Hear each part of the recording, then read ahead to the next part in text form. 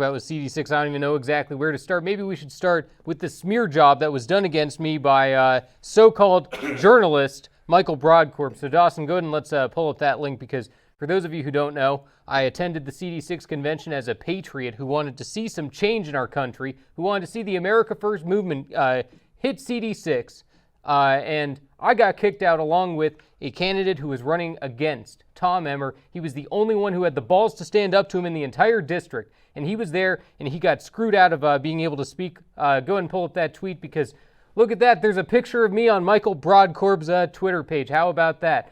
I was informed of that. I thought, that's pretty interesting. Why would he want to go after me? What is he attacking me on? Well, he got that picture of me and the candidate Chris Corey, and Chris is a great guy. I've gotten to meet him through this time. He's a conservative who's just fed up with Tom Emmer. He stood up to Tom Emmer in his own BPOU meeting, and he's done a lot of good stuff. So, I was wondering, I wonder how he got that picture. Was there anyone there that was paid to take pictures at the event? Well, none other than Dustin Grage, never Trumper, anti-Trumper, who, all you got to do is look at his Twitter if people want to find that out for themselves. This guy is a devout never Trumper, so he shouldn't really even belong in the Republican Party. He has no place in it. And if he was paid to take pictures for CD6, if he was paid to take pictures for Tom Emmer, he should be more concerned about taking those pictures than mine, because he should really be more concerned about paying his rent, considering that he's 7 months behind. He's being evicted out of his house. But what is he doing?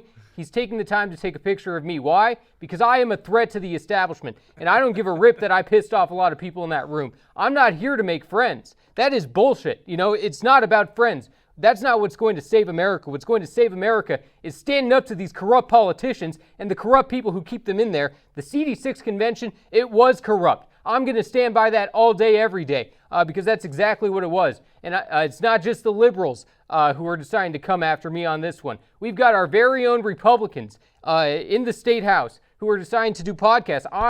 Apparently I am the subject of their podcast. They can't come up with enough content on their own. So I'm happy that I was entertaining enough for them to say, hey, that CD6 stuff was pretty interesting. So let's go ahead and maybe talk about what Walter Hudson had done at that convention, because I know a lot of people like Walter, and I know he didn't mention me by name on his podcast, but I mean, people can check that out for themselves if they want to hear me get smeared. But he didn't mention me by name, but I'll mention him by name because I'm not afraid. He decided to speak at that convention against one of the motions to allow Chris Corey to be recognized from the floor. So the next time that you wonder, why was there nobody to run against Tom Emmer? Why was Tom Emmer unopposed at this convention? Why was there no conservative running? Well, guess what? You can thank Shane Mecklin and you can thank Walter Hudson, because they were both there to fight for Tom Emmer to receive that endorsement unanimously. It was BS. So just to tell you a little bit about this podcast, so you don't have to, so you can save the time and not have to bore yourself to death listening to Shane Mecklin and Walter Hudson, because I mean, it was about me, and I still was like, this sucks. This is a terrible podcast. But Walter, he's doing a whole podcast on me and Chris Corey, but he couldn't remember Chris's name right off the bat. Okay, Mecklin then says, I don't know Chris. I've never met him before, but he was at my BPOU meeting, so he does know exactly who he is. And he said, he did have an issue with Tom Emmer. Well, guess what? I like that about Chris. I like that there's a patriot who stands up at his BPOU meeting, who's not afraid to confront a corrupt politician. Tom Emmer, he's the third most powerful guy in the House, but Chris Corey, just a random patriot, says, hell no, you're funding Ukraine. You're not putting America first. So when I hear that kind of stuff, I say I like that. And Mecklin says, that's not good. That's not the way that we should be doing things. Walter was giving me all kinds of insults. He said that, let's see here. He said Chris engaged incompetently with the nominations committee. I want to explain this very quickly.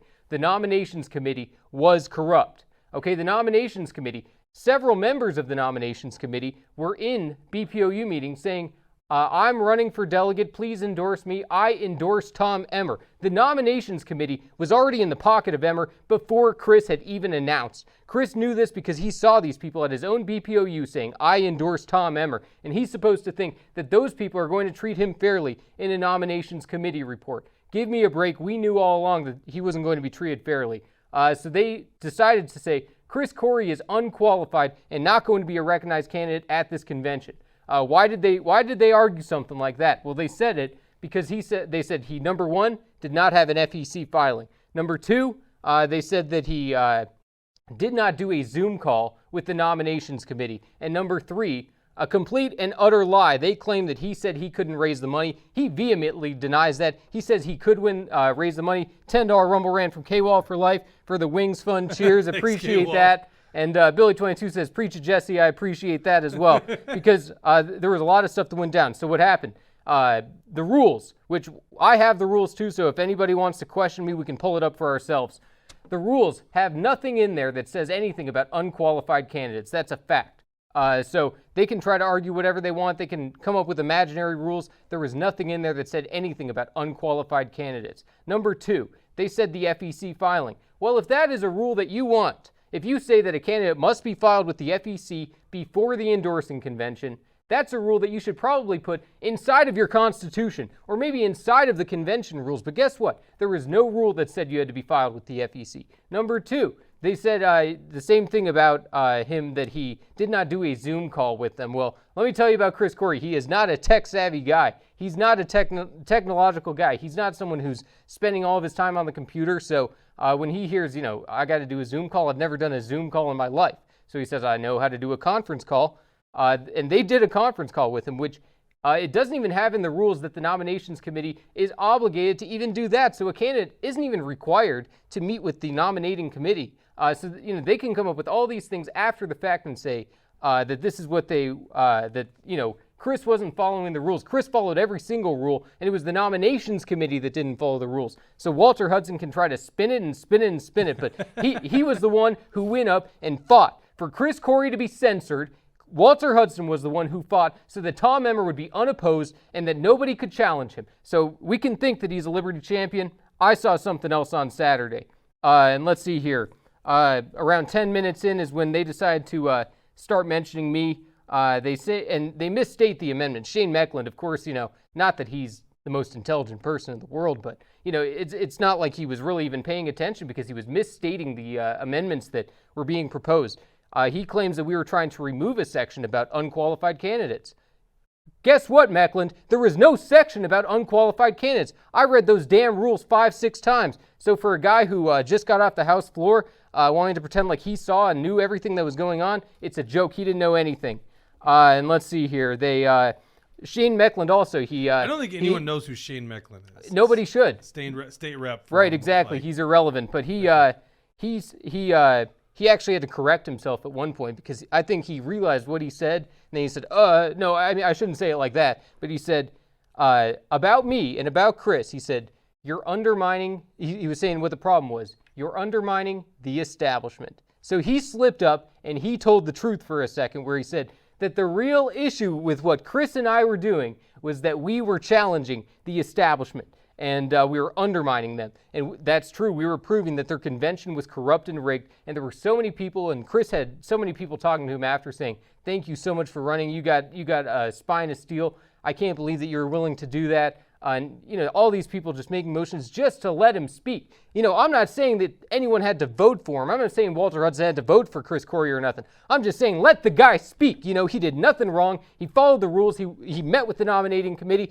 He did everything that was according to the rules. If they want to make up these imaginary rules after the fact, they can say that, but it doesn't mean anything. So I completely stand by the fact that I said the convention was corrupt. Shane Meckland then goes on to say that, I almost wish he could have spoke about Chris Corey. I almost wish he could have spoke so that he could go belly flop. Okay, Shane Meckland, that is Chris Corey's state representative. So he's got his own state representative talking smack about him on a podcast saying, I wish he would go up there so he would belly flop, and that way we could praise Tom Emmer even more. And so, Walter Hudson and Shane Meckland, they're both saying, this has nothing to do with, this has absolutely nothing to do with Emmer, except for the fact that it was the endorsing convention for Emmer. That's exactly what it was about. So they can try to claim whatever they want after the fact. Walter said, that every seated delegate is a grassroots member, and I'm making a bad faith effort to mischaracterize delegates who don't want to go along with the coup. Okay, so he calls that a coup. Me trying to get a candidate to be nominated, that's a coup. What I consider to be the coup is to unanimously say that, oh, no. The real coup is that Emmer needs to run unopposed. The real coup is that an unelected nominations committee who was not elected by the delegates in any means, that they get to decide. No. Emmer needs to run unopposed. The nominations committee was even making it known at the convention. They were going up to the microphone. Why would we let someone come up here and speak for 15 minutes and trash Tom Emmer? Because that's what the endorsing convention's about. Because the delegates are the ones who should be able to decide and hear out the candidates. And guess what? If Walter Hudson had gone up to the microphone and said, let this guy speak, just hear him out. We don't have to vote for him. Just let him speak. The vote probably would have flipped. So Walter Hudson knew exactly what he was doing. He flipped it on them.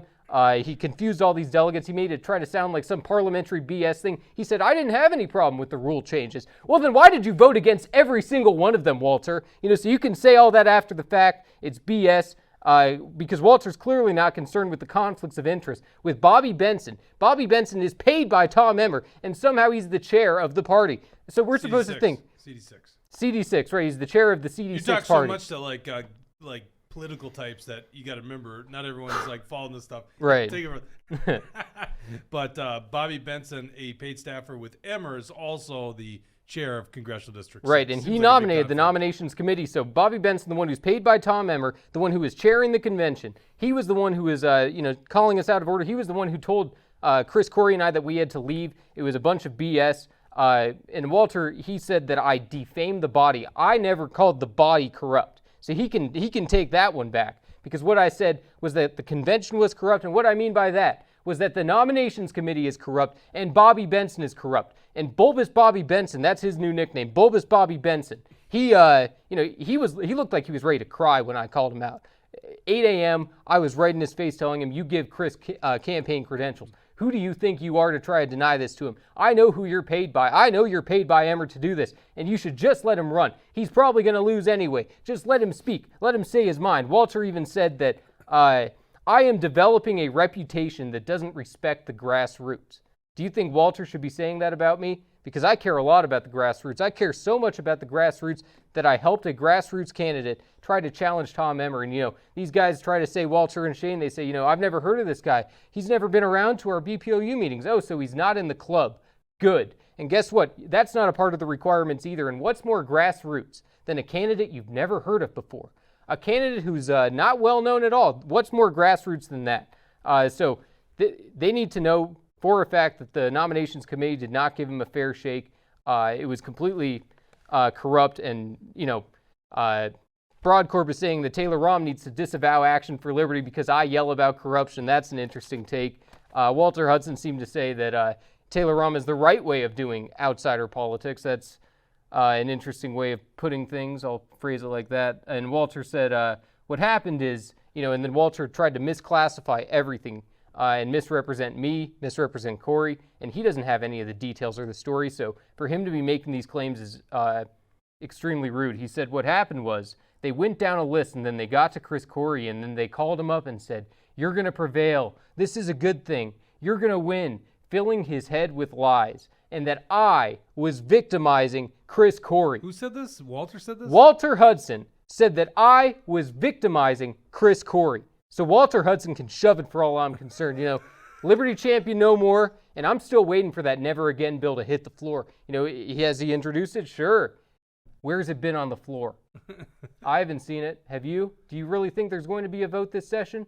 I don't.